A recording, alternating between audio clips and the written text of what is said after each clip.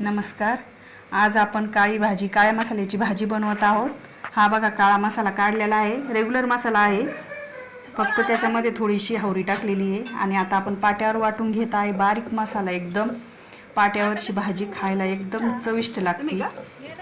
मिक्सरच्या भाजीपेक्षा पाट्यावरची भाजी खायला खूपच छान लागते. मसाला एकदम बारीक वाटून घेतलेला आहे. आपण आता भज्याची आमटी करणार आहोत.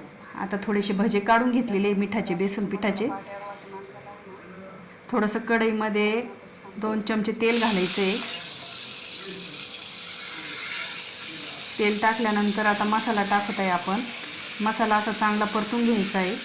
त्याच्यामुळं कसं मसाला चांगला परतून घेतल्यामुळं भाजीला छान तरी येते.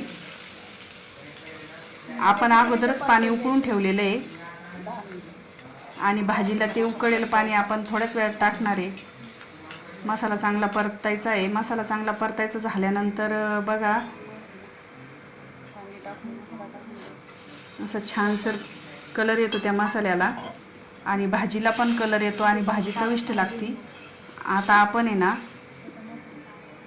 गरम केलेलं पाणी आणि मसाला धुवून टाकलेलं पाणी दोन्ही टाकून देणार आहे. कढईमध्ये आता खळाखळा उकळील त्याच्या अगोदरच आपल्याला भजे टाकायचे.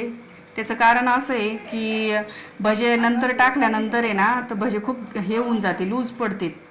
त्याच्यासाठी अगोदरच टाकायचे. मसाला चांगला त्याला भिजलेला म्हणजे भिजले जाते ते भजे. मग त्याच्यामुळे ती आमटी ना खूप चविष्ट लागते.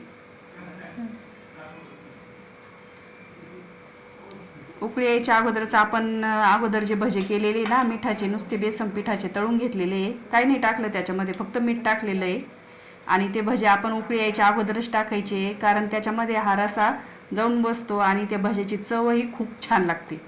आणि मेन म्हणजे ही आमटी आहे ना खायला खूप चविष्ट लागते.